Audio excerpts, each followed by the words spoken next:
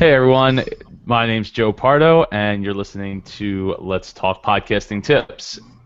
Tonight, as of right now, I have two guests with me. It's Tack and Steve. Hey, Uh, Tack, why don't you get started introducing yourself and your podcast where people can find you? Okay, my name is Tack. I host a podcast called Taint Funny, and of course we're on iTunes and Stitcher as well. And I am in Florida. And Steve, where are you from? Where people can find you? all right. Well, I'm in Baltimore, and right now the current podcast that I do is a podcast for Game of Thrones called The Flood of Talk. You can get to that at afotpodcast.com. Nice. Awesome. And again, I'm Joe Pardo. I host the Dreamers podcast at howtodream.co, podcast Mid-Atlantic Conference, which is at podcastmidatlantic.com. That takes place September 12th. And I'm about to launch our first book in a week. So That's awesome. that's exciting. Yeah, definitely. It's been very nerve-wracking. I did read some of it. I didn't get a chance to finish it, though. Yeah, No problem. I appreciate you taking the time to read some of it. It's, definitely. Were you enjoying it so far? Yeah, it's pretty cool. I gotta find that link again that you had sent, so I can finish reading it. Oh crap! All right, I'll send it to you because I actually took it down from that link, and I actually started putting promo videos together to push people to that, just to pre-order and to tell them to write a review, so it pushes it up the rankings. But I appreciate it. But like I said, I'll send you that link so you can get a copy of it again. So anyway, on Let's Talk Podcasting Tips, we talk about podcasting tips. What kind of stuff have you guys had issues with lately in your podcasts? Well, actually, I put a message out about this on the Mid-Atlantic page a few months ago about live streaming. It was something that I was thinking about doing eventually. Actually, I was considering doing it for the upcoming season for Game of Thrones. And the one thing that I was able to figure out was live streaming to YouTube. And I remember you got the very first Let's Talk that you did. I think one of the guys you had named David on that was on this show at the time. He was talking about how he was using Mixler, and I wasn't able to get Mixler to work back when I first tried it. So far I was able to test YouTube's streaming, live streaming platform, and that worked pretty well. But I'm still on the quest to kind of expand more platforms than just YouTube. So I don't know if either of you guys are doing that yet. Steve, you're cutting in and out. It's like you start out loud and then it's just you talking. Oh, I'm sorry. How do I sound? Okay. I don't know. Try talking again. Am I fine right now? Yeah, you're fine now. All right, cool. I don't know. Maybe you have to turn your mic up a little bit. I'm not sure if you're like pulling away just a little bit and it's talking lower. That could very well be. No problem. So yeah, with the live streaming, it's funny, Mixler. So I had last night or 2 nights ago, I don't know. These days are starting to run together. I had a friend of mine who's been on this show before. I am totally blanking on the name. Crap. Jamie Parrish. Anyway, he was, he runs a lot of stuff through Mixler, and we was having some issues 2 nights on Saturday night, and we were trying to diagnose it because he had just gotten a new mixer and had all kinds of little bugs to figure out. But I don't know. I personally haven't tried it yet. I was going to use Mixler for my upcoming live show on May 16th, the 1-year anniversary show, and actually I don't think I'm going to. I think I'm just going to use this. I'm just going to use Google Hangout and just route everything through that. Yeah, and I considered using Google Hangouts. My levels are okay, right? You can hear me? Yeah, yeah. Great. So I was considering using Google Hangouts. I don't know. I have to. I wonder if you can kind of mix well with that, because right now I do my podcast through Skype, and I have like a mix minus set up through my mixer, so I'm able to do. I'm able to, as we're recording the show, I'm able to play the intro songs. I'm able to play any clips from it, the show. Any sound effects and stuff like that. I'm not sure if you can do that through Hangouts. Can you? Well, wait, are you on a mixer right now? Yeah, I'm actually. Yeah, my Okay, set. so your Google Hangouts is set up so it's working through your mixer, right? Or is your mixer's USB? No, but it's that mixer itself is not USB. I have USB. I have a USB audio interface that goes from my computer to the mixer. Okay, so that's what it's using though, right? So what you could do is why don't you test it right now? There you go. All right. Well, all right. So let's do this. So I'll take. You have some like wah wah wah wah. That's hilarious. I just actually a very good friend of mine was just on Wheel of Fortune like last week. What? Yeah, yeah. He totally bombed too.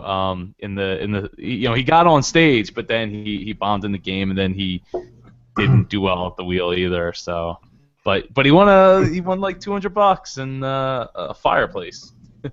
That's cool. So, You ever? oh, go ahead. No. Well, I was just gonna talk about that, but if you want to test something, go ahead. Oh, okay. All right. Give me a. Oh no. All right. So I'll actually just play a bit of music because I don't actually have my sound effect. Okay, that's fine. So. As long as it's not too long, because then YouTube Oh will no, I'm just gonna play start like announcing. seconds just so you Yeah. to see if you guys can hear it. Okay.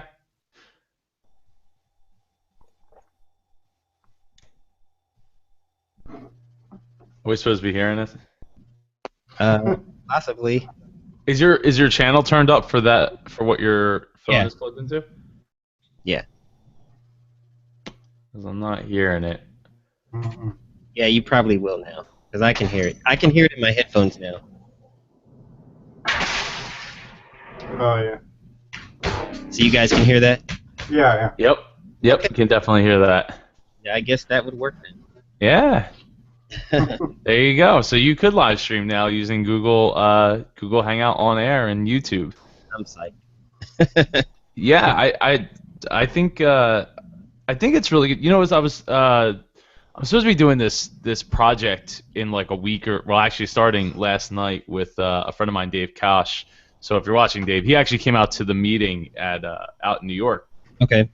And it's a 3-minute film festival. So everybody like gets together and you're supposed to make a 3-minute film, and then they do like a whole red carpet event up in New York at like a film museum.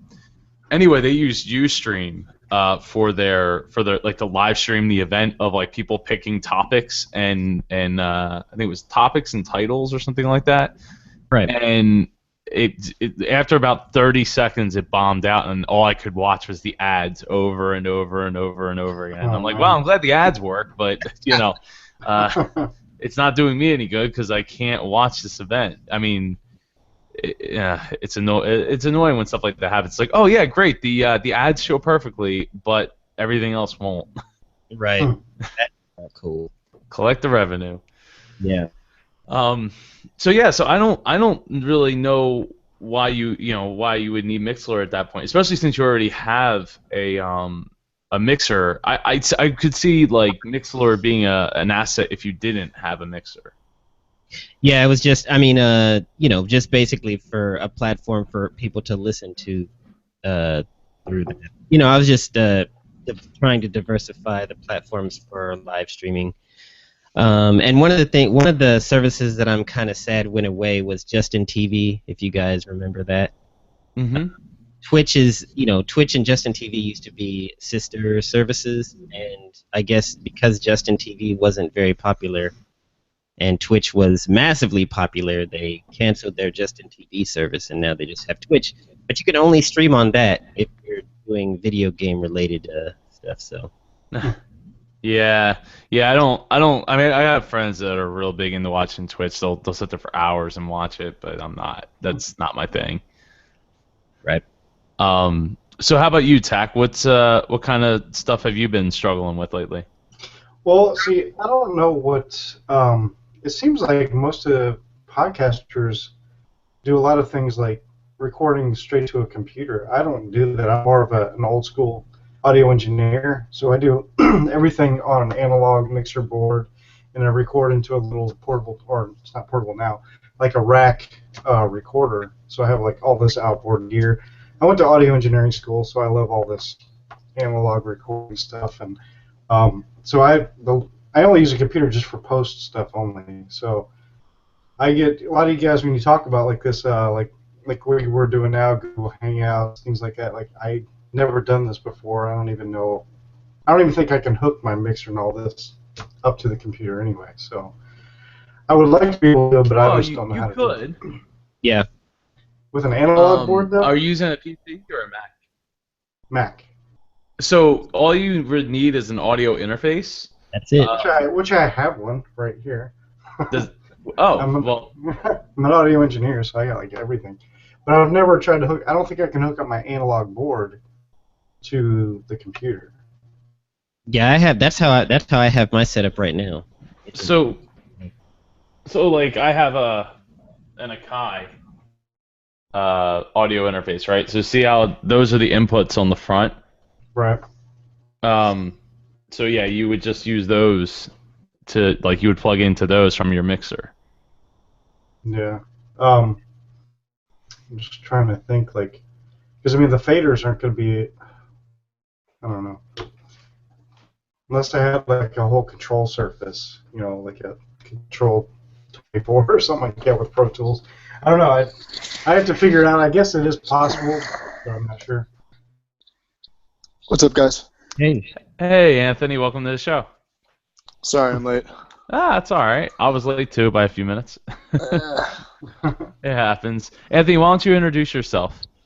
My name is Anthony. I'm from MeMyselfAndIRadio.com, and I have a podcast where I talk about overcoming your circumstances, no matter who you are or where you are in life.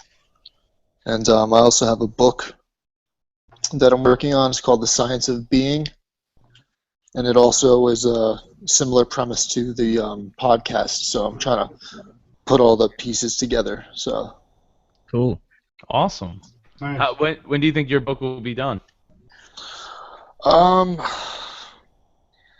got some photographs that I have to put in that a buddy of mine is working on, and once I put that together and I add some stuff that I wrote recently, I mean, I could easily have it out within the next 6 months. It's just a matter of getting everything together and pulling the trigger. I mean, it's basically done though. Well, that's awesome. I always hate waiting on other people. Doesn't every? This is why I do a billion things at once. Just hurry up and wait. Yeah. I was I wanted to make a comment about Taint's quest to, I guess, hook himself up to his computer. I remember when I first started podcasting, and I did everything through the computer. I did I recorded to the computer. I did like virtual cabling, and the entire recording and audio process was going on in my computer. I didn't have a mixer, and what I found was that there were a lot of glitches that happened in the audio that I'd have to work on fixing after the fact. So I did research on how to produce a better sounding podcast, which basically led me to the state that you're in right now, which is doing everything via hardware. So I don't actually record to my PC, even though I have my PC connected to my mixer. The recording actually happens on a Tascam DR5 that I have. So I record everything to that, and then I, transfer that over to my PC to do my editing and uploading. Basically, what I have the PCs for is just to be able to get sound from, because I have co-hosts on my podcast. Mhm. So my co-hosts are on Skype. So I have a mix miner set up through my mixer with my USB audio interface on a laptop. That's where I get my Skype audio from. And any sound effect audio, any movie clip audio, that's on my main PC, which incidentally is what I'm on Google Hangouts with you guys right now, is on my main PC. So basically, I just use them as two different sound sources, and that get plugged into my mixer. But I'm actually doing analog recording, I guess, at the end of the line. So I do feel where you're coming from about being an audio engineer, and Yeah. really, it's really simple. All you need, like I would say, if you're just a single podcaster, like you don't have any guests, or if your guests are going to be in studio with you, Mhm. and you're going to be using multiple mics, you only need one USB audio interface. And the one that I have, I'll just show you with my camera. It's really, really simple. I have two of them because I have two computers in this process, but that's the two of them right there. So it's just that little gray box. Yeah. Yeah, And that's what I Actually, have too. There's 4 of us on my show, and when I record a guest on like Skype or something, I just pull up Skype on my iPad and I plug my iPad straight into my mixer, and that's how I record it. yeah, that works too, actually. Yeah. That's that's funny. So Sounds great. Yeah. I'm sure it does. 'Cause, I mean, it's just the direct audio straight from the iPad. Yeah, that's all it is. Just an 1/8-inch cable straight into it.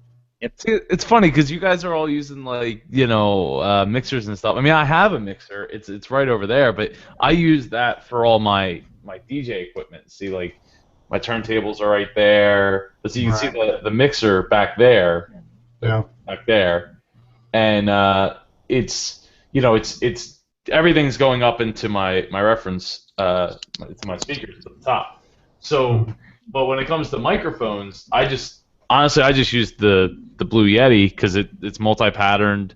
Yeah. It's USB. It does have a slight like high pitched noise in it, but you can easily remove that with in Audacity with the noise removal. Yeah. I mean, it's not even, and half the time, it's not even noticeable if the other person has like some kind of like fuzz or anything in the background. You can't even tell that it's there. It's so low. Yeah, I think I may have gone a little overboard with my gear because I already had most of the stuff already. Like I have a big 16-channel like Mackie board, and then plus I have like all this outboard gear like a compressor, like a equalizer, like all this outboard. It's ridiculous just for a podcast, but sounds great though, so it's worth it. I have to do like no post work at all. I do any kind of post, just edit, and then that's it. Yeah, I tell you, the dream to be able to just no post. Yeah. I don't have to do any kind of post compression. I don't have to do any kind of normalizing or anything like that. It's great.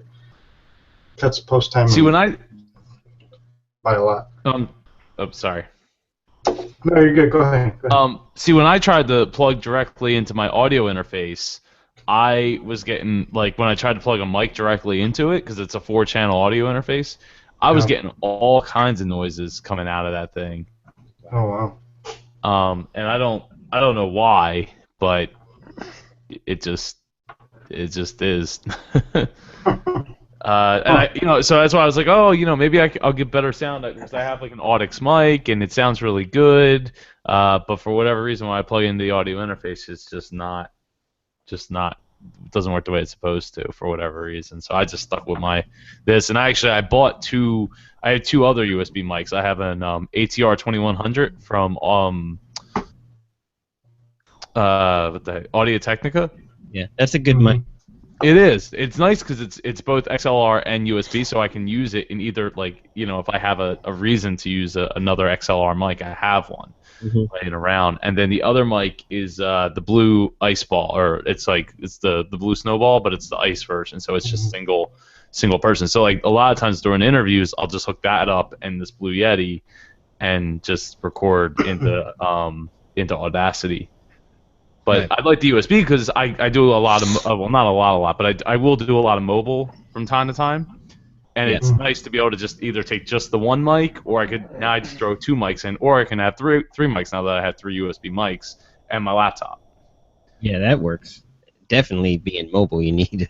Yeah, because it's like, oh, I got my 10-channel mixer, and it's like just unplugging that thing is a pain. Because I was actually contemplating just spending $150 for a second one for the times that I do need that a 10-channel mixer.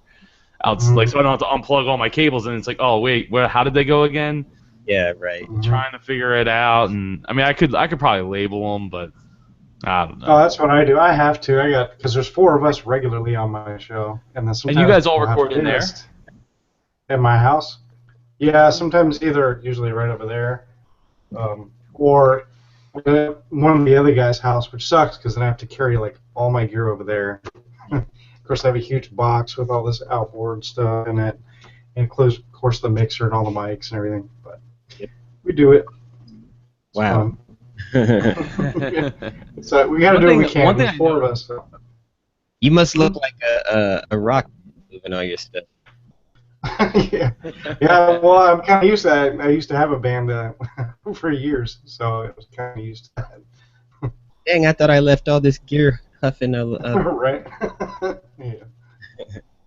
For anyone that's curious, though, I actually do have a second Blue Yeti, and on my Mac, I can't plug both of them in at the same time. Like, it won't map one as Blue Yeti 1 and Blue Yeti 2. That's So, rough. yeah, it was really disappointing. But it's nice. At least I leave this one on my stand at all times, and then I just have the other one that's ready to go mobile. But it's just disappointing because the situation. But having separate channels helps a heck of a lot when you're recording multiple people. I'm sure you guys can attest to that. Yeah. Mm-hmm. Because I used to just put this into either interview mode or in surround mode, and or I think it's called Omni mode, and Yeah. it was a pain. It's such a pain to edit. You almost can't. You almost just kind of have to just whatever it is, if you want it to sound decent. Yeah, I hate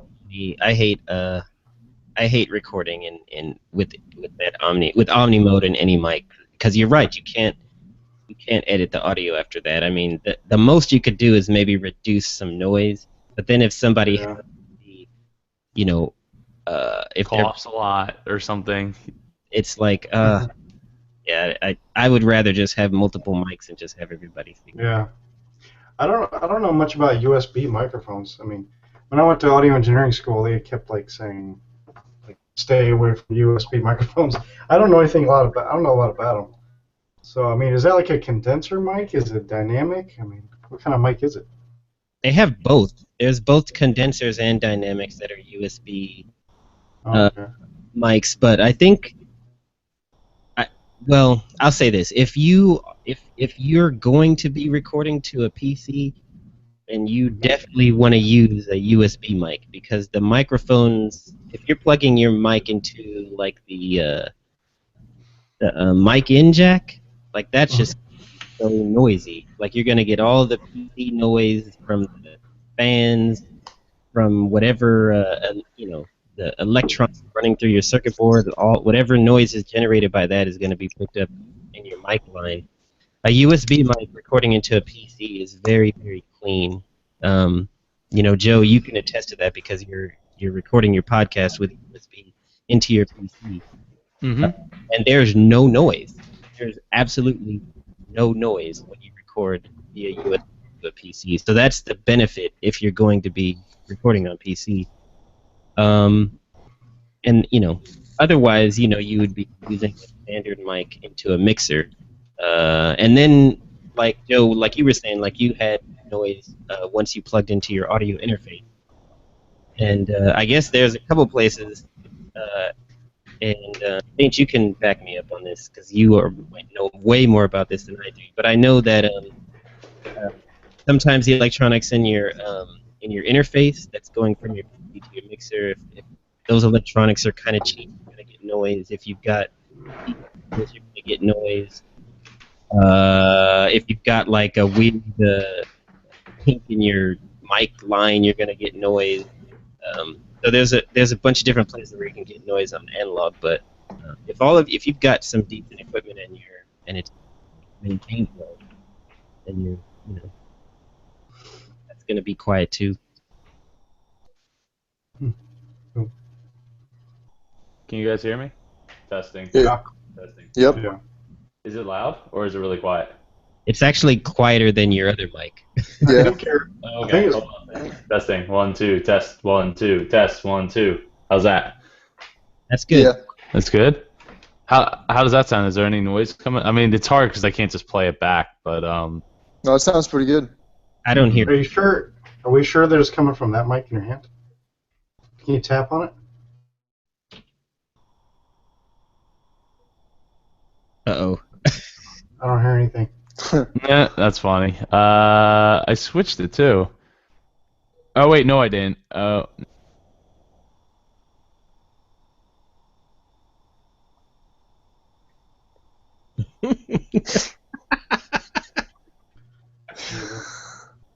Do you guys hear something? I don't. No. No. You guys started laughing. I was like, what did I miss? You're just Joe being Joe, that's all. Oh, okay.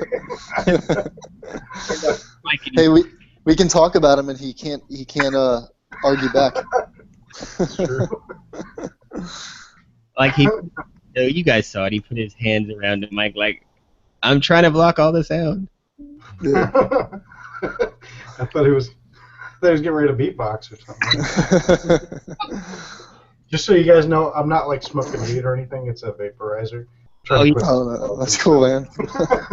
Won't Hey, you whatever ever you say do in your own smoking home. weed? I got you.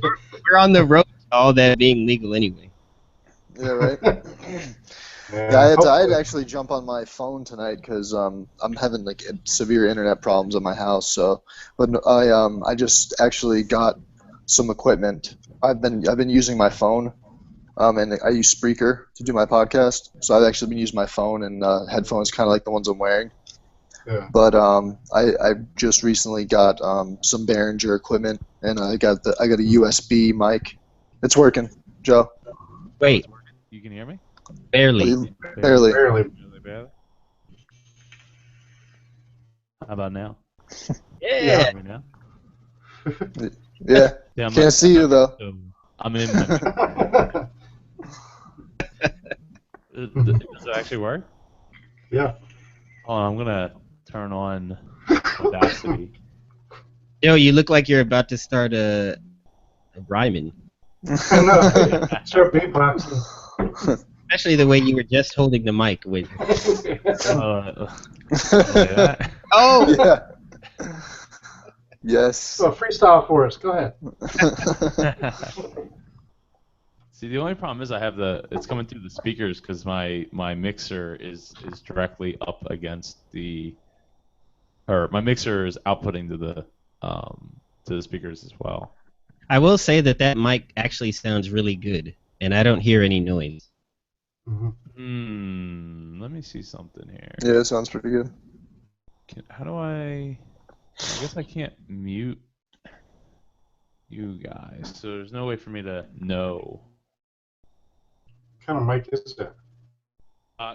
It's an Audix OM2. I've had it for like 10 years because back when I started DJing, the guy was like, a friend of mine was like, oh, you just and he just like took it and he bounced it off the floor back into his hand. He's like, that's why you buy this mic. It's built out of like spring metal.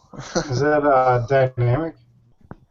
No, it's hyper. I think it's hyper cardioid. Cardioid.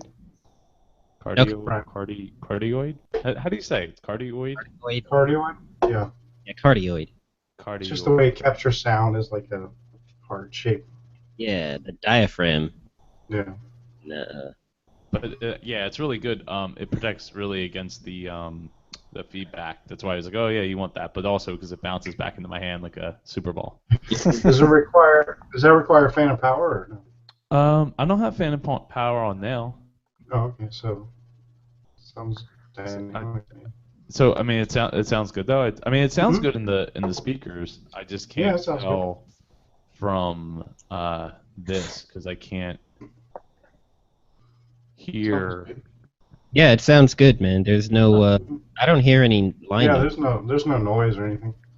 Wow. All right. Well, that's good to know. I will You're gonna start recording hardware now, aren't you? Wow, maybe. I tried this before, but I just had a problem with it. But yeah, maybe, dude, maybe I will. Maybe I'll just record hard like this, on my mic stand here, and I'll sell my other Blue Yeti because I won't need two since I can't use them at the same time Hmm. for like mobile jobs. Right. So I'm sorry, I didn't mean to like take over the conversation. No, we were just laughing at you trying to get your mic working. It's funny because this mixer or this audio interface actually does have phantom power built into it, and for whatever Yeah. reason, if you plug the mic directly into it, it just will not work. Hmm. That's why, like, you guys couldn't hear me. That was why. Oh, okay. So you have it plugged into your mixer right now? Yeah, it's plugged in my mixer right now. Okay. Actually, my mic stand's right here. He's gonna do stand up now. Yeah, why Hear about airplanes. Joe's a jack of all trades. Oh, man.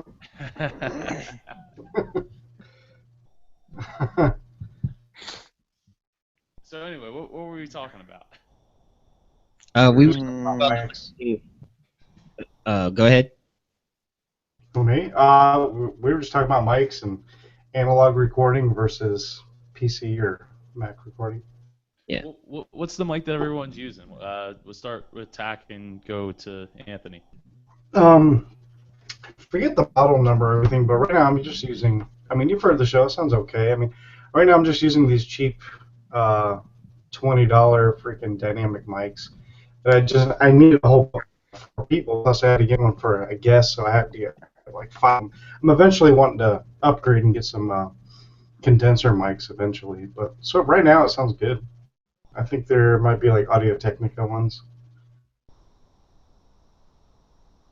Very cool. I have a Behringer mixer and headphones. It's kind of like a little podcast studio.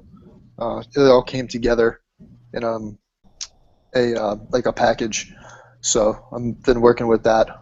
So I've only recorded like 2 podcasts with it so far, because I've been learning to use Audacity and stuff like that. But it's been pretty easy, and I've been looking at tutorials and stuff on how to work it. It's pretty self-explanatory, so it's been going well, and everything sounds great. So I can't really complain. All right. Well, I'm using Behringer mics and a Behringer mixer as well. It sounds like we got. I didn't buy mine as a kid. I got my stuff separate, but I bet we got probably the same gear, Anthony. It's a possibility. Yeah. Like I have my mixer is it's a 6-channel mixer. It's actually a 4-channel mixer, but the 3rd and 4th channel are split for you got 3, 4, 5, Yeah. 2 XLR mic input, and it's a. What's the model? It's like an X. I don't have it in front of me. X320 or something like that. Xenix 802. That might be it. Xenix 802. And then the microphones that I bought were just a three for like $40, and they actually sound pretty good. So I'm really happy with them. Oh, I got the 502. Okay. Yeah. Although my son, he does I have a 17-year-old. He does like YouTube video. He's got a better mic than I does. He has the Audio Technica ATR 2100, I think, is what he has. So, but he's recording straight to his PC with the USB part of that mic. Cool. That's cool. Joe, is this off air? The Hangout? No, it's on air. Oh, my box on the right hand side says what's off. Oh, Mine I'm says showing that. live. Yeah, I see live. Yeah, Oh, I see really? live too. Weird. So all right, why don't we go around and see what each of you guys have for tips that you guys use to make your podcasting lives a little bit easier. Sure. So Anthony, you want to start? For me, it's been networking with guys obviously like Joe and Hangouts and and forums and Facebook groups and things like that. There's a lot of good information going around. You can Google anything, but I'd rather hear it from the source. So that's kind of what, especially lately, I've been working with, attending webinars, stuff like that. So that's been helping me out a whole lot. Cool. Okay. I guess I'll go. All right. So the Okay. kind of helped me has been just learning. I think I can't really point to one thing because I've only been podcasting for about, I want to say, 2 years, and there were other podcasts prior to the Game of Thrones podcast that I do now that I started. Well, I got to check that out. Yeah, and at the time they were just so horrible. Oh, you guys just don't even know. I started a podcast with a friend of mine. It was the very first podcast that I ever did. I used some crappy USB, those little like platform USB mics where they just have like it's like a little arm kind of. They're cheap, little $50 microphones. Oh yeah, like the ones you get at Walgreens. Yeah, exactly. It was horrible. I didn't understand that those mics pick up every little sound that happens in the room. I didn't Wow. my delivery was horrible. Vocal noise was huge. And just going on YouTube, going online and doing my research and just finding out how to do these things properly to make my life easier. A whole bunch of post-production, that made the hugest difference. I think the current podcast that I'm doing right now, the Game of Thrones podcast, is a huge leap forward in my production quality. And I just owe all that to just taking the time and sitting down and just learning. And I think that's important. Biggest improvement for me in podcasting was just sitting down and just becoming a student. Nice. As far as what exactly was the question again? It was what's your most useful tips that you've come across? Oh, okay, I gotcha. Well, see, unlike you guys, I'm very new to podcasting. I've only been doing it like a few months, 2-3 months. But like you said, most helpful thing is YouTube, and also like the podcast community on Facebook. I'm always on there. Networking. I'm always trying to talk to new podcasters, trying to get information from them, ideas, things like that. Of course, I listen to a lot of podcasts too. I think those are the most important things to do as far as tips. Just learn from other podcasters that have been there a long time. I'm still learning, which is why I'm here. I'm trying to learn from you guys also. Sorry, I gotta plug my phone in. My battery's dying. I know I'm running around my room right now. Apologize. No worries. That's the biggest tip: is network and talk to other people. Well, what is? Well, I guess we already went through once, but let's go through one more time with any questions that have been burning at you guys, especially with you, Tack, and Anthony being newer to podcasting. As far as any questions that we would have, well, I don't know, how many listeners is a good number? How good is monetizing the podcast? How necessary or how helpful is it?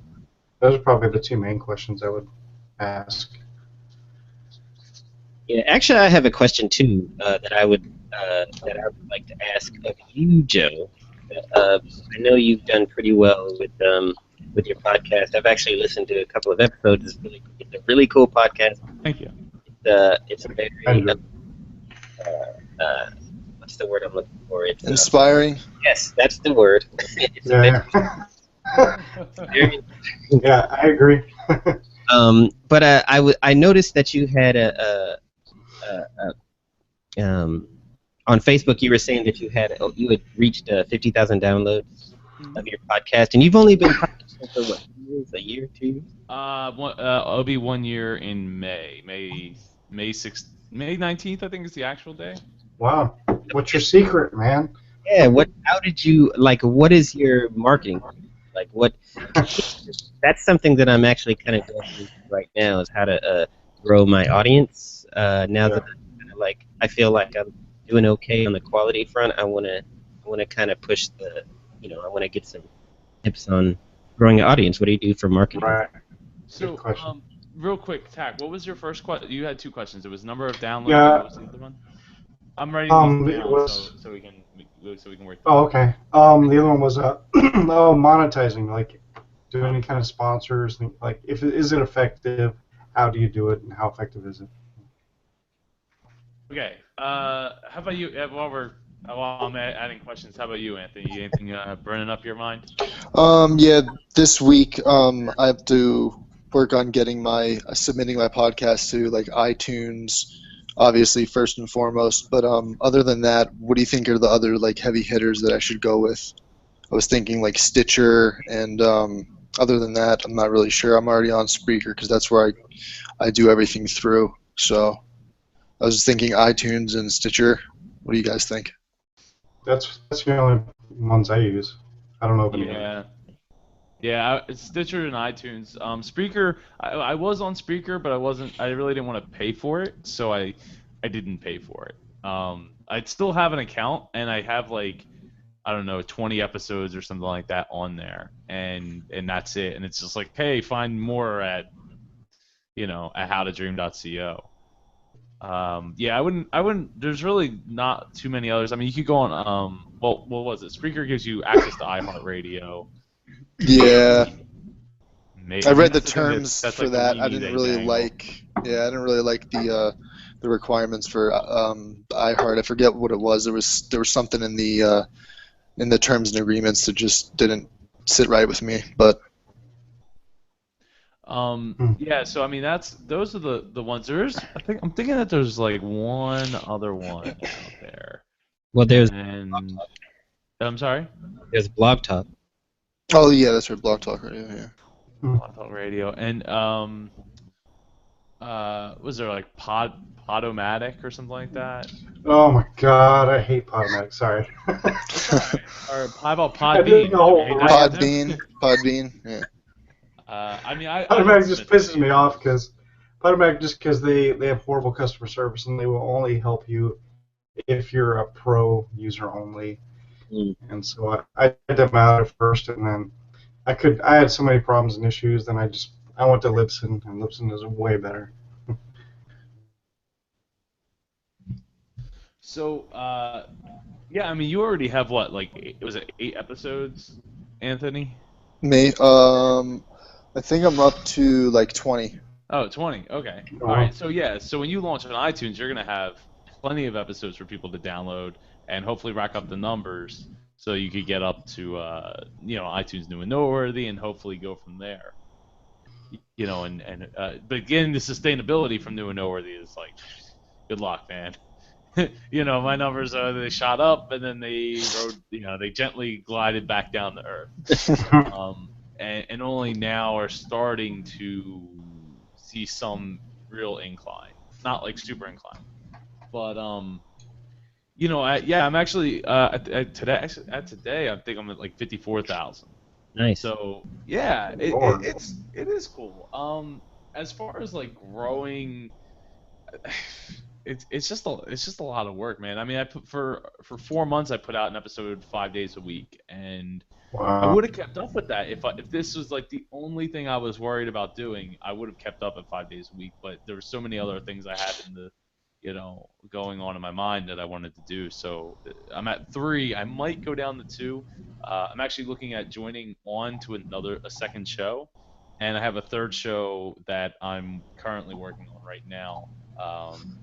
But it's it's a little ways out because of all it's pretty intense in what needed to make the show happen.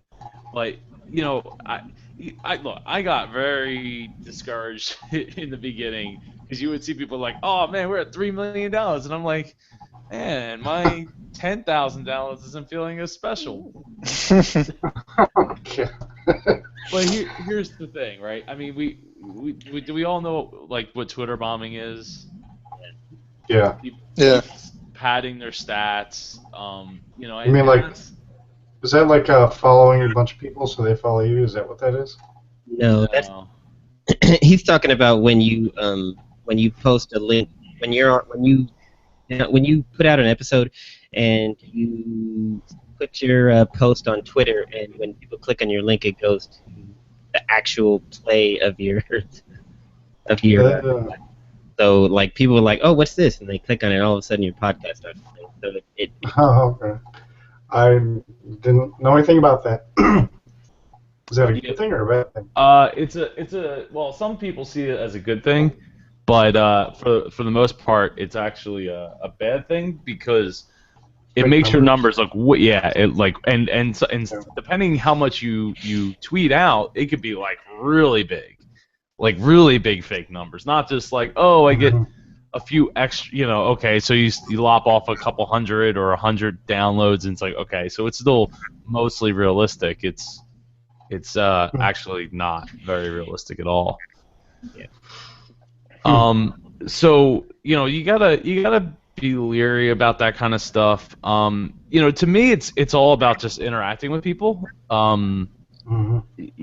Going to events and meeting people, having guests on my show. While it hasn't helped me, like it's helped me in some ways get like really good friends out of this, like out of the whole show, right? And some really good contacts. It's not been like the original plan. The whole pie in the sky was, oh, I have a show. I invite people on that show. They tell 10 people.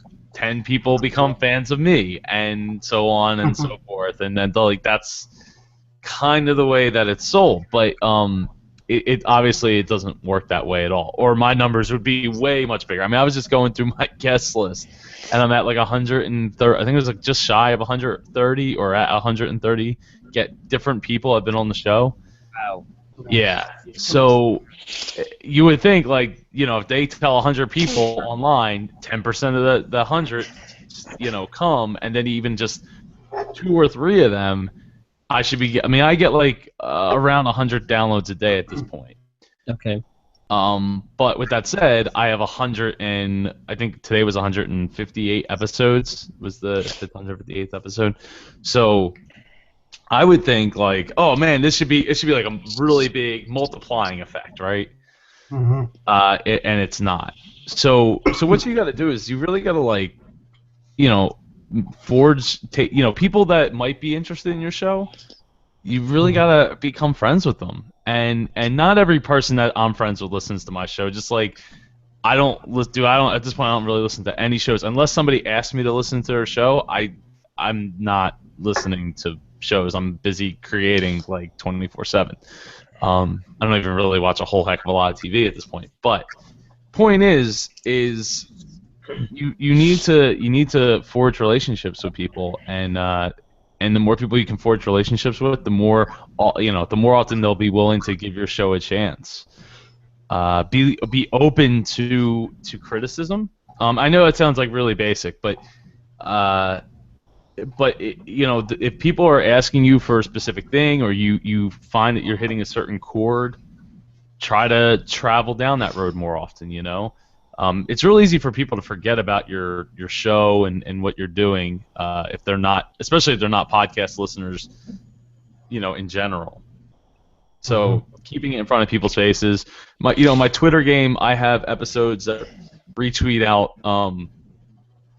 every 3 hours. I think it is every third hour. There's a tweet that goes out with a previous episode with a bunch of hashtags and usually whoever was in the episode with their @ symbol. So it's easy for them to just retweet it or favorite it. I've had some success with that. I don't know. It's hard to tell if you actually get people coming to stay with you.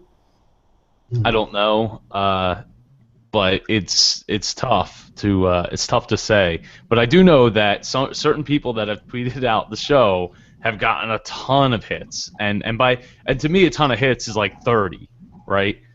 Normally it'd be like 1 or 2 or 3, but like a ton of hits would be like 30 to 40 hits off of just one retweet. Right. To me, that's a lot. Yeah, that's a lot. I mean, well, yeah, but I mean, some people will be like, "Oh no, if it's not hundreds, or if it's not, oh man, I reposted an episode, it should be viral. Everybody should be retweeting this." Relegated to like the big podcasters, guys who are, there's podcasters that have been podcasting for like 10 years. They're probably pulling like hundreds. But... True, but not everything that you see is real, right? Like if you look at people's look at their following, right? And then look at so if you start feeling bad about your numbers, look at other people's followings. Mm-hmm. So they might have like 10,000 followers on Twitter, right? How many of those are actually really followers, right? So go and look at like their favorited tweets and look at their interactions. Are they having any interactions with anybody? Or are they just posting out something every 10 minutes to just have something in somebody's feed? Which, at me, even if I'm your friend, if you're doing it every 10 minutes to every 40 minutes, I'm probably just going to unfollow you because you're clogging up my feed, so I can't interact with people that are potentially, going to listen to my show or become friends. So while I do tweet out once an hour, I wouldn't tweet out more than that, honestly. Personally, I mean, some people do, and they get lots of more followers and lots more this or that. But when you really look at what they're doing, they're probably not interacting a whole lot with people, and that's not good.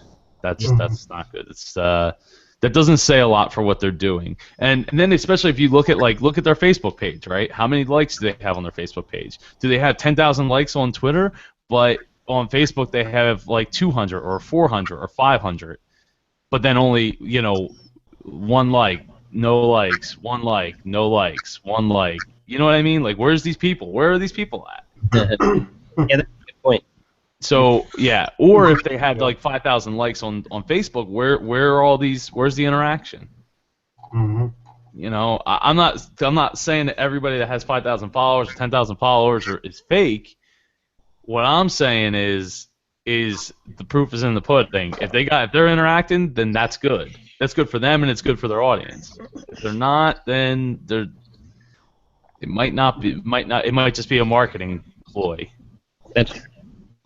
Or those people aren't coming back for more. They're just coming, listening, and then running. That's it. Yeah, it's tough to keep people engaged. I've had people tell me that my show's too long. I've had people tell me that my show's too short. I've had people tell me that if I had a 10-minute inspirational show or like a 5-minute like quote-based show, that would be too short. Not even gonna waste my time downloading it. It's hard to please everybody, and it's just consistency is really what it comes down to. Keep doing it. I think half an hour or less. I think that's a great time because for a lot of people, in their life, they may only have that 30 minutes a day driving to work, or their 30-minute lunch break, or in the shower. Joe, TMI.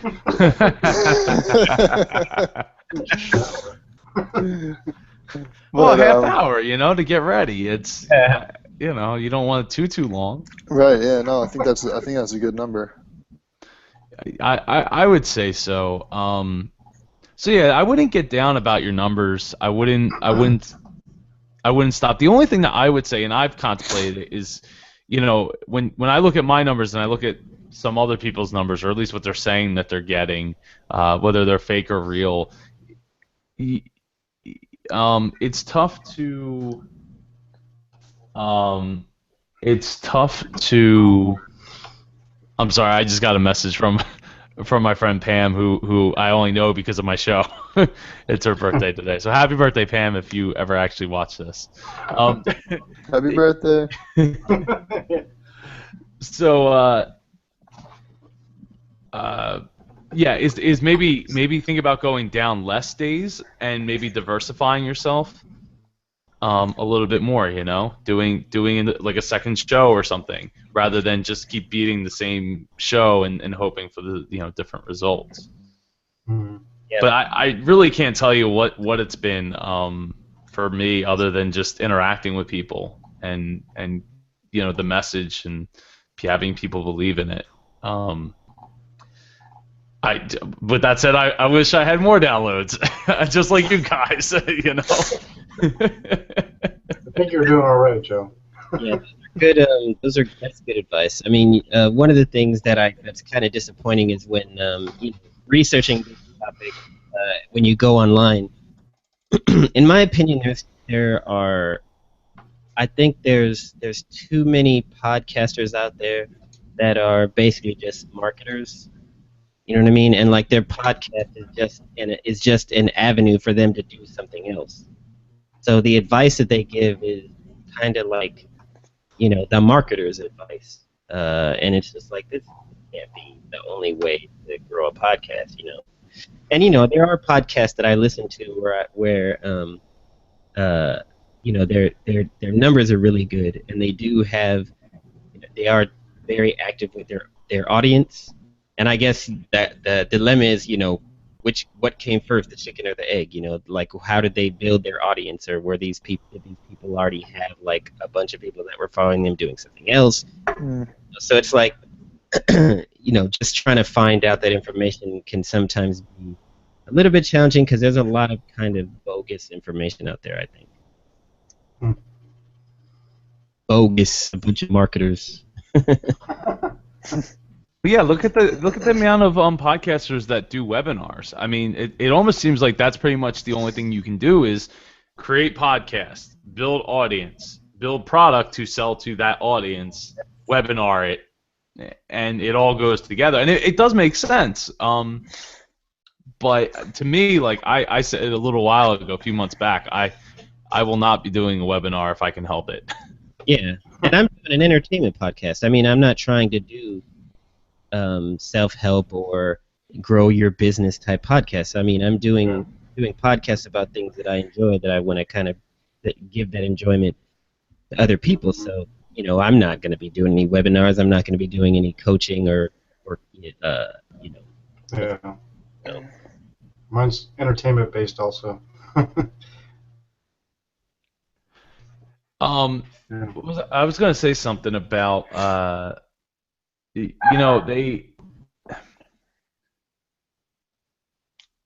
forget where I was going to go with that. But the other question was monetizing sponsorships. Oh yeah.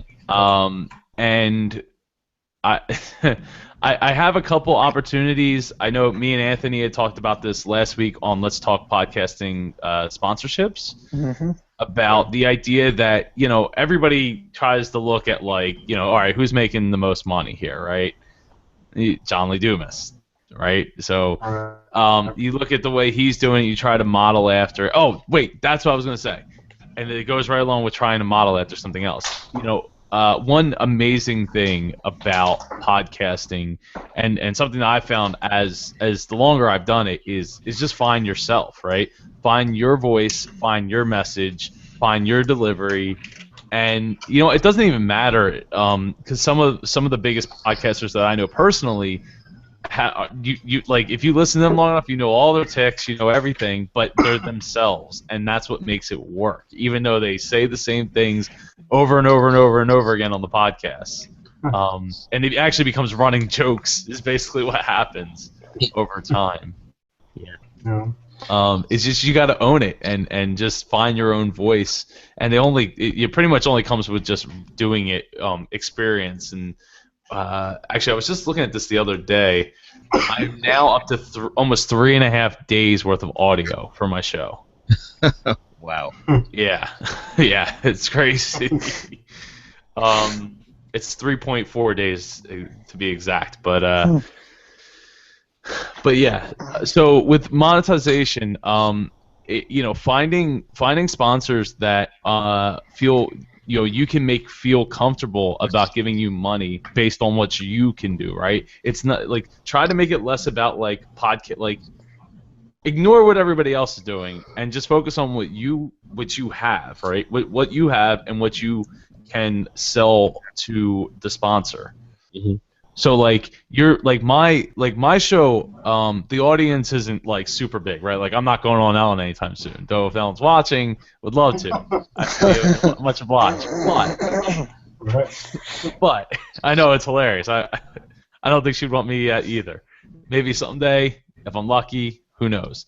But point is you had to just ignore what everybody else is doing and sell them on what you can. So my audience, while not super huge, is they definitely do what I asked them to do.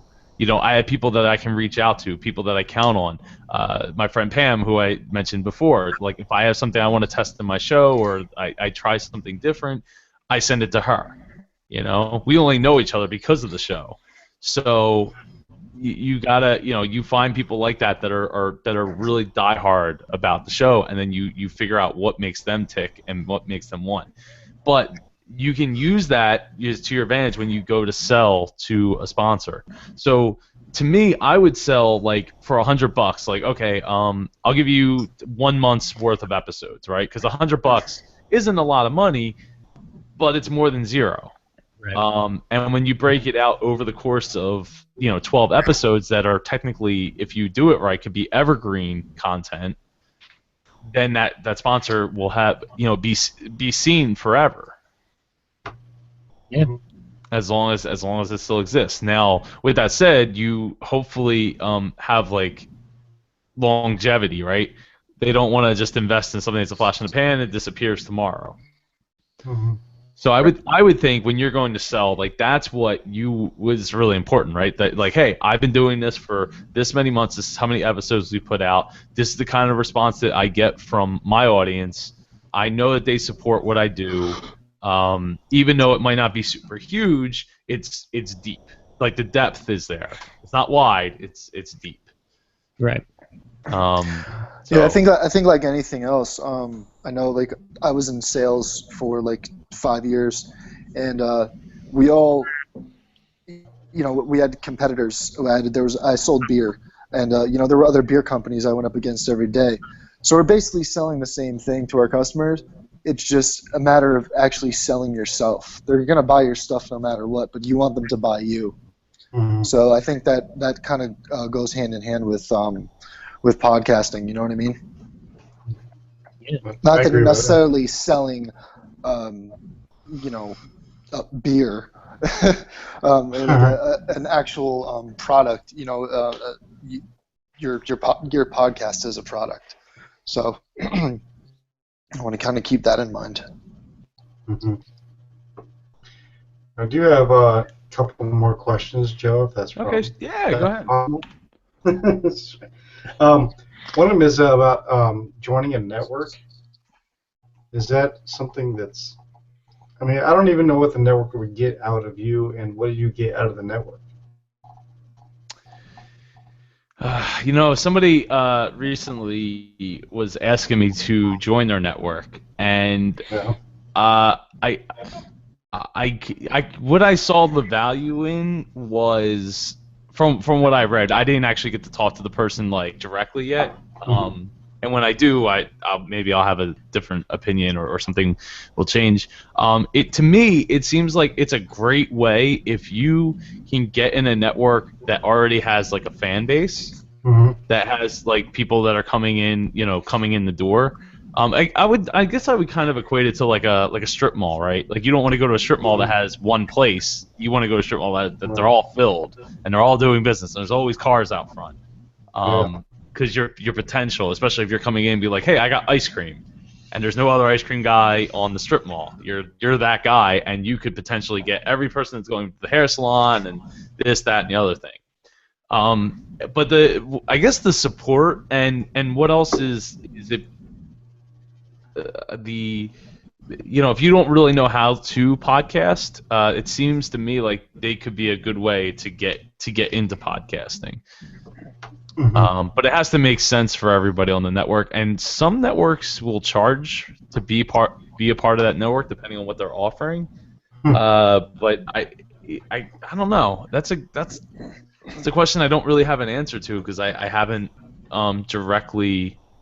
Actually, hold on a second. If you want to hold on a second, I will look up that flyer. I won't say the name. What networks are like you talking about? Have you pursued any yourself, or have you had people come to you regarding that? Oh, are you talking to me or are you talking to TAC? Oh, you talking to me? Yeah. Sorry. Well, I have a friend of mine that just joined a network, and he was telling me that I should probably hit this person up too, because I guess they were looking for more podcasts to join the network. And so I mean, I'd sent this person an email, and I think, and it looks like she may be contacting me soon about it because she just started following me on Twitter, the show on Twitter. I think she just listened to the episode, so I'm kind of thinking that she may be sending me an email soon to talk about it. I'm just trying to see if there's any benefit to it. Has your friend given you any feedback yet, or is he or she still really new in it? Yeah, he's still new. He's only been part of this network for maybe a couple of weeks or so. So.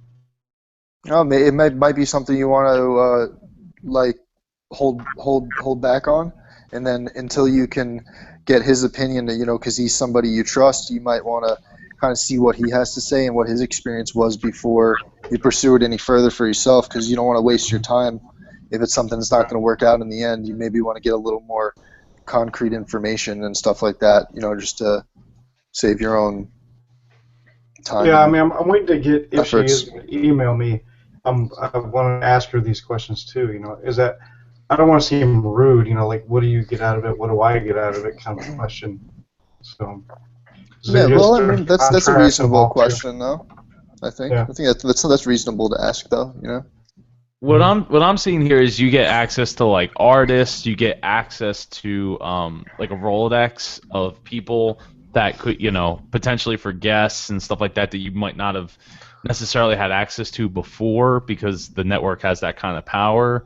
I guess it's not that much different from, say, if you had a TV show on cable access television or something, and you join part of it, you join CBS's network, and it's well, you're part of CBS, you're not CBS, but you might be able to kick some doors down because you have that backing. Gotcha. So yeah, it seems like there's a lot of a lot. It seems like there's a lot it can help with, especially if you're new to it and you don't really know what you're doing. You don't have the hours behind it to know outside of if you had some kind of radio broadcasting backgrounds, like in high school or in college or something like that, and you know how to talk on the mic, you know how to work a mic, but you're not really sure how to make this podcast thing happen. Yeah, I think another benefit to a network would be, especially if it's not like a hodgepodge network, but a network where the programming, the podcast is going to be in similar vein, then you're also going to get cross-pollination from their audience. So Yep. they might have a podcast that's similar to what you do. What's your podcast in Attack? What's the podcast? The name, we call it Taint Funny, and it's just about multimedia. We just talk about movies, music, video games, anything has to do with media, TV. Right. Yeah, so there might be a comedy podcast that's kind of 20 to 30-year-olds and stuff. And they're in a network with a podcast where they're talking about, I don't know, like geek culture or something like that. And you would kind of fit in a network like that. Well, the people who Yeah, listen, definitely. you're in the podcast, they'll probably start listening to you as well. So I think that's another benefit to being in there. Definitely. Mhm. So what's your other question, Tack? Oh, what do you know about Patreon? Do you use it at all? Are you familiar with it? I am familiar with it. So what I went ahead and did instead of using Patreon personally, there's two WordPress plugins that I use. One's called Smart Donations and one's called Smart Forms. And between the two, you could actually basically build your own Patreon where it goes through PayPal, and you don't have to pay that extra 5% to Patreon, and you don't have to require your listeners to take that step of signing up for Patreon. Right. So for me, it was like, oh, cool. So I can set this up on my support page, and I don't have to, beg my people to go sign up for this other website to just give me money, because I feel like a lot of my guys, or my guys, my my audience, they probably aren't on Patreon already. Whereas maybe you might think that yours is. With Patreon, you got to give up 9%. Right. So yeah, that's steep, man. But it's not all Patreon's fault, right? They take 5%, but then PayPal takes like 3.5 or 4%. Mm-hmm. So, depending how much you're getting donated to every month. And with the smart forms, you can actually set it up. Like if you go to, hold on, I'll share my screen out real quick here. Where's that? Okay, so can you see my screen? Yep. Yeah. Yeah. All right. So I'll go to howtodream.co/support. And when you get to my support page, you see this nice letter that I wrote up top explaining why I need money to do stuff. You see the wall of donors, and shout out to Lori, who was my first donation today. So this page has been up for probably a little over a month and a half. Okay. And I just got my first donation today, so I'm super excited about that. I really appreciate it, Lori. And as you scroll down, you can see this is what I built in Smart Forms. So you can put the donation value. Do you want it monthly, weekly, yearly, one time? Your name, your email address, a special message if you'd like to, and then I have free rewards. So just by donating at least like $1, you get access to early episodes, invite to a donator-only Google Plus Hangouts, handwritten thank you letter, invite to a private supporter Facebook group, which I actually need to start now. Thanks, Lori. And name and website listed on howtodream.co, and then there's extra paid rewards where if you select one of these, it'll add that dollar value to your donation, and then you'll donate it. And I don't know why this doesn't work. This is supposed to show, like, this should be showing exactly how much money that has been donated to date, but for some reason it just is not working right now. So I need to get on that. Need to find out why that isn't working. They click donate, and then I have the secure. But then under all that, I have other ways to support the show, which is donating to Give Kids the World charity, which I've already actually was just the other day. I think it was like over $100 just donated to that on my behalf. My Amazon affiliate link, which I usually put one Amazon affiliate link per show notes. But here's like just the standard, takes you right to the Amazon site. You could send feedback as a way to support the show, subscribe, rate, and review on iTunes with like pictures on how to do that. Nice. What again? I'm gonna. I'm sorry? What was it? This was called Smart Forms? Smart forms, yeah, smart forms and smart donations, and you can get them both for free. The only thing is you can't link them up without paying for them. Though I think you can accept money. I think with smart forms without the smart donations. But either way, it's $20 for each, and you can pretty much use them as you need them. That's not bad. And these are WordPress. Yep. Okay, good. Very And good. then the last, of course, is tweet out to tell a friend. So you can tweet it out or Facebook that status.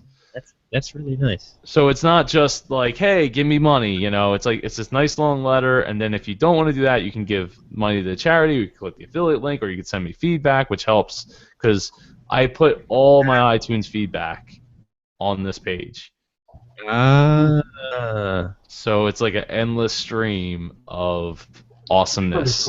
That's pretty I cool. like that. You have to do that like manually, or does it just integrate it? So it's done by see, there you are, Tack, right there.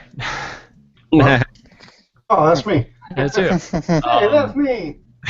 So what I used was this program called Comment Cast, and unfortunately, I think it has run its course. I don't think that they're supporting it anymore, and it doesn't really work anymore. But it used to grab all of the comments all the reviews on iTunes from across the world for a show. So it lets you copy and paste them, which you can't do with iTunes. Because iTunes won't let you copy and paste them. So if you don't have a lot of downloads, this is a great thing to start today instead of waiting until you have like 100 or not downloads, reviews. Don't wait till you have 100 of them to write all at once. But this is a plugin. It's called BNE Testimonials, and this layout is part of the Pro edition, and this part of it is part of a Pro too. So people can actually add their testimonials right to the page. Yeah. So you don't have to. They don't have to send you a message and then you add it manually. It'll add it and you just approve it. This is one of my favorite ones here from Jared Easley. If any of you guys know who Jared Easley is. No. West.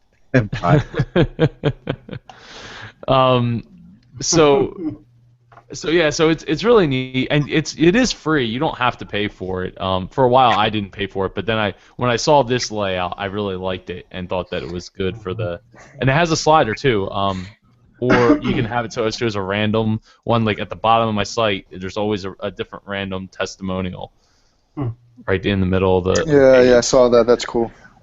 Yeah, it definitely helps, especially when you're trying to send like potential guests to your to be on your show. To have like click on my feedback and there's a ton of feedback. It's just like Amazon, right? You go on Amazon, it's like, well, which one's reviewed the most? Reviews, yeah, exactly. And that's. I'm not familiar with WordPress at all, so it's all new to me. I don't even know.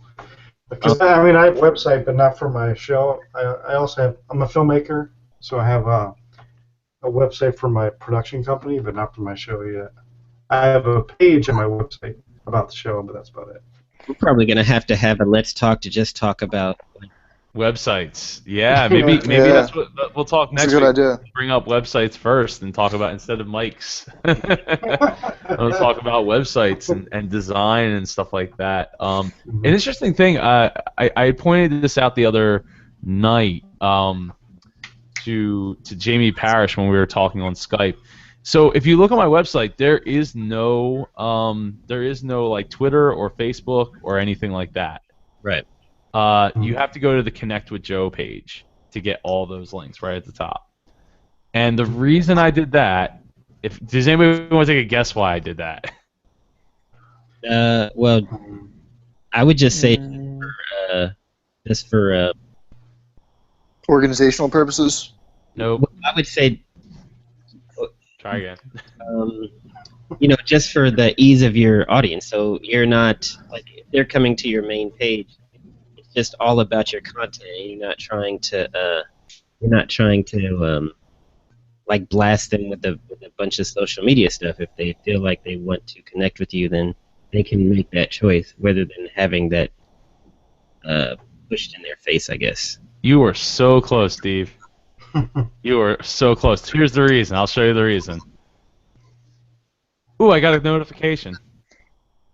I just forgot about you. Who was Joe Pardo? I'm on to my Facebook notifications, and that's the reason. So if they want to connect with me, they can. It's pretty obvious. It says connect with Joe, but it's not something that I used to have it. In fact, on my blog, which is separate from my thing, I used to have buttons right here at the top. Yeah. And I just recently got rid of them on Saturday when I realized that they were still there. And the reason is because I'd much rather them click this button than any of those other buttons. Yeah, that makes sense. That makes sense. You know, if they want to, they can click the contact button, and they'll take them to my Connect page on Dreamers Podcast. And that's just me. In fact, I can't take credit for that because I always used to have it at the top of my website. It's actually if you guys know who Omar Zenhome is, one of his website building tactics was to not put social media anywhere except if you were going to put it maybe at the very bottom of your website. And the reason is because you're not like I'm not worried about sending them to Facebook. I'd much rather them sign up for my email address list. Yeah. And then after that, I can send them, hey, connect with me on Facebook, Twitter, blah blah blah blah blah. Otherwise. So the whole point is to keep them on your website. Yes, exactly. Got you. Again, as soon as they click on that Facebook, it's like, oh, I got notifications. I'm moving on to the next thing.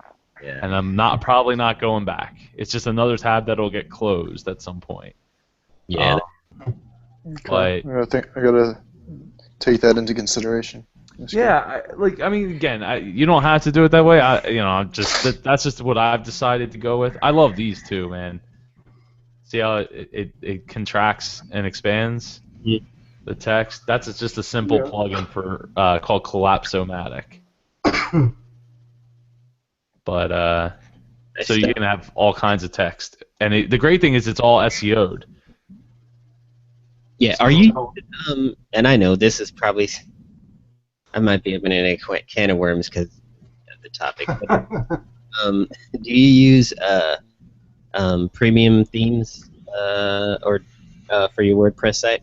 I've only bought 2 themes in my entire life, okay. And this is one of them. All right. And it's called Vantage, and you're more than welcome to use it and abuse it. It's where's it at? Yeah, I've heard of that. That one and what's the other one? Studio Press, I think is another one. Oh, really? I've never heard of Studio Press. I mean, there's a couple things here that I wish it did. I paid for it. It's actually free, but you're a little limited in what you can do. But that's just, I mean, I'm really happy with it, and I use it on lots of my websites that I build. Hold on one second, guys. I'll be right No problem. back. Sure. My phone or my app keeps crashing on me on my phone. I don't know. Maybe it's because my battery's so low. I can't handle it. Really? I haven't seen you crash yet. Oh, really? I dropped out twice already. Oh yeah, I haven't seen you crash either. I think Oh, I've seen really? one, and you jumped right back in. Yeah. Cool. I'm like a ninja.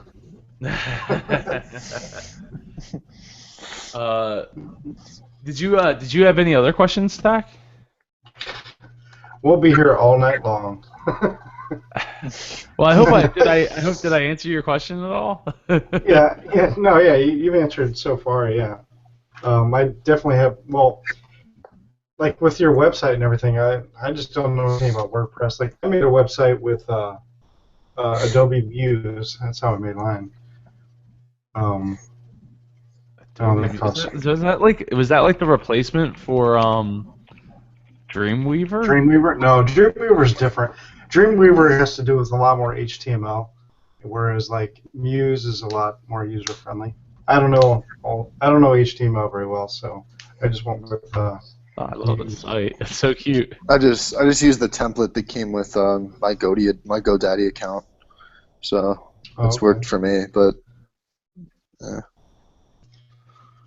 I haven't. I've been thinking about doing a website just for the podcast, but I don't know. I mean, is it worth it? Or? Yes. When I got started, I had everything on jpar.co, and the first like 10 episodes were there. And after talking with some people that had been podcasting for a while, they had suggested that I not put my podcast hosting it on jpar.co. As you can see, I do now. I actually have, whenever I have a new episode that comes out, it forwards it to jpar.co with all the. Well, that's weird. Shouldn't look like that, but oh, you know what? It might be because I have a plugin that's missing. Let me see. Actually, it probably isn't missing. It's probably just not working properly. Let's see. Collapsomatic. Yeah, it's there. Weird. It's just not. It's not parsing it properly. But the link is at the top. That's the most important part. The link's at the top. Actually, what I'll probably do is cut out all this crap here and just have it so it's just the link at the top. But so the reason that it was explained to me why I should cut my podcast out into a separate web page, is because when you go to get like sponsors or you're trying to get guests, they're not being like inundated with all this other stuff, right? It's like super focused. It's just like the show is focused on just that. Where my blog has stuff, it's all over the place. There's lots of different things. I pretty much blog about anything that I want to talk about. Which that's another thing that comes up too. I've noticed that a lot of people are blogging, which I don't know anything about either. Is that also pretty necessary? From what I hear, it is. I don't know. Well, writing good show notes is definitely necessary because you want to be SEO'd. But the idea of blogging is really good because of the fact that it gives you more text in your site to be found. Yeah, I agree with it. Yeah. So I don't like, do any blogging, so. I mean, you don't have to. But How do you set up to put show notes? Because that's something that I don't have, that I've heard a lot about, that I know I need to do. So with show notes, do you guys use the Yoast SEO No. plugin? Okay, so you. I use Squirrely. I don't know what any of those are. So what Yoast does, I'm not sure if Squirmy is the same way. I've never used it. Is what it lets you do is you puts a focus keyword in, and then it tells you how often it comes up. You're supposed to have it in the article heading, in the page title, in the page URL, in the content, how many times in the content, and then you can actually break it down to the analysis, right? So the keyword density, is it in the slug?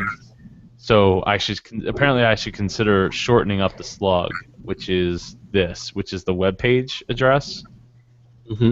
Apparently it's a little long. I could do that, but the bit.ly link is already out there, so I'm not going to touch it at this point. Yeah, it works the same way. I think all of them kind of work similar. That's not surprising, because they're all trying to get the same, search engines to find them. But yeah, so what you want to do is you want to try to put as many words into it as possible. So I use this plugin called Collapsomatic. See, like all Paul's contact information is right there, but it's hidden. But it's still SEO'd. Like do you know what SEO stands for, right? Search engine optimization. Right. So the other thing I do is if my guest has like a really good about page written out, I'll put more about him, and then I'll just copy his about page. So now I have all that extra text, all those extra words pushed in there that's about him, that could potentially be found later at a later date. And then I'll do a write-up myself, which might be, you should write at least 300 words, but sometimes it's tough, especially if you're doing multiple episodes a week. The other thing is when you add a picture, like a featured image, you need to put alternate text, and the keyword should be in there as well. So how would you get something like this started? Well, if you're using WordPress, I would download Yoast or Squirmy. Is Squirmy for WordPress? Whirly. Oh, Whirly. Yeah. I thought you said Squirrely. It is squirrely. It's yeah, it's WordPress. It's a word. Yeah. And what you do is so like here. Let me start a new post here. Right. So we'll go and we'll say keyword is Anthony Hayes. Right. And what I do, and I don't know if you guys, I don't know if you do this, Steven, is go to google.com/trends. Yeah, I do that. I also look at Twitter trends too. Yes, I do that too if I have enough time. Apparently, people are searching the hell out of your name there, Anthony, but in Australia. Nice. There's an actor named Anthony Hayes. But so for me, I don't know if I would be leery to do that. It depends, right? So then I would actually go and do the search for Anthony Hayes and see what comes up. No, that's the Australian Anthony Hayes. Right. So my problem is can I write a 300-word article that's going to be anywhere near this? Maybe. Probably not, though. So what I might consider doing is Googling me, myself, and I radio, right? Mm-hmm. And see. Okay. Well, we're not gonna be Beyonce. So I'm not going with that. It's trying to find that keyword that's not very, That nobody searches. Well, it's I know you can't be competing with people like Beyonce or like huge celebrities,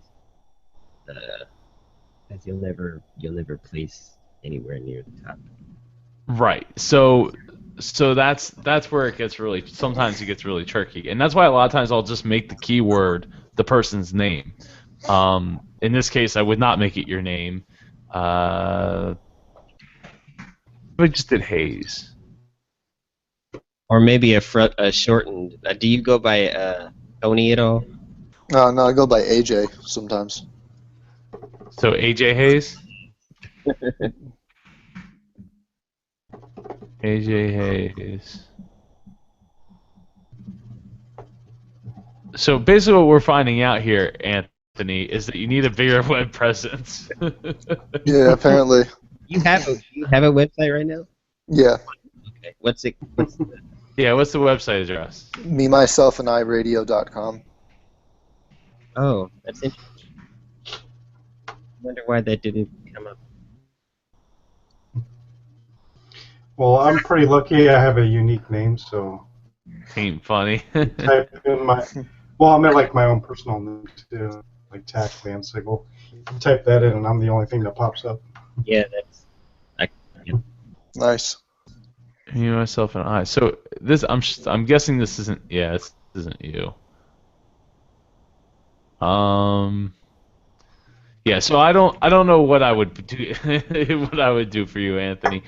But the point. All right. Let's just say, for argument's sake, that it wasn't a search term, and I put your name in there, and it didn't come up. But you did come up, like an article of yours or something like that came up. So then I would take your name and I would drop it here in the title, and now you see it says article heading 1, page title 1. See, your name's in the slug. Mm-hmm. So then I would probably do like episode like 160, so it'd be like 160-Anthony Hayes, and then Anthony Hayes, author, podcaster, so like something that would a grabbing title, and then. But if you actually look through the page analysis, let me see what it says as draft. If you look through the page analysis, it'll actually tell you exactly what you need to do to make this a good article, right? So there's no images. You just take it one at a time, no images. So we gotta set an image for Anthony Hayes. We're gonna use my book image, right? And oh crap, I didn't hit. So I would put in your. Actually, no, let's not do that because that might change the text. We're gonna take this picture of me holding up my book. because it just is what's there. We're gonna delete the title and we're gonna drop in Anthony Hayes. I wonder if GoDaddy has a plugin like this. Probably. So let's see. I just saved the draft, and if you look at see, image contains the target keyword or phrase. Now it's green. So no subheading. It's like a checklist. Tags. Yep. Yeah. No subheading. So subheadings with H2. So heading 2. Anthony Hayes is the man. Now we're going to save it, and we go to page analysis, and you can see keyword appears in 1. It has no outbound links, so we're going to go to outbound link would be, we'll just go like to Anthony. Hey guys, I'm gonna log off. No problem. We should definitely pick this topic up in 2 weeks then. Yes. Yeah, I think we will. I think there's a lot to cover here. Yeah. And I actually do have to kind of get going myself because I have another call I have to jump on. But why don't we wrap up here? You guys, starting with Anthony down the tack, say where you're from, and we'll wrap it up here. Anthony Hayes from MeMyselfAndIRadio.com, and everything's right there on the site, my blog, my podcast, MeMyselfAndIRadio.com. Me? Yeah, me. No, Steve, you go. All right. Steve Childs, you can find me on my Game of Thrones podcast, A Flood of Talk, and you can get to that at otpodcast.com. What was the website? I'm sorry, Tack. Steve, what was the website, Steve? afotpodcast.com. So, A Flood of Talk is the name of the podcast. So, AFOT, that's the. Okay, cool. Well, I'm Tech Van Sickle, and I have a Taint Funny podcast. And you can also check out attackfilmproductions.com. And, of course, we're on Twitter and all that. Cool. Awesome, guys. And I, again, am Joe Pardo from howtodream.co, podcast Mid-Atlantic.com. The podcast Mid-Atlantic Conference is, again, September 12th here, right outside of Philadelphia. Yeah. And tickets go on sale April 1st, actually. So that's like, I gotta get that set up. And my first book comes out April 6th. It's 31 Life-Changing Concepts. So check it out on Amazon. Yeah. Awesome. So thank you guys for joining. Let's talk. And I can't wait to do it again in 2 weeks. The next one will be probably. I guess we'll shoot for the 20th because we have Let's Talk sponsorships on April 13th. So join us then too as well. Cool. Sounds good. All right. Cool. Thank you very much.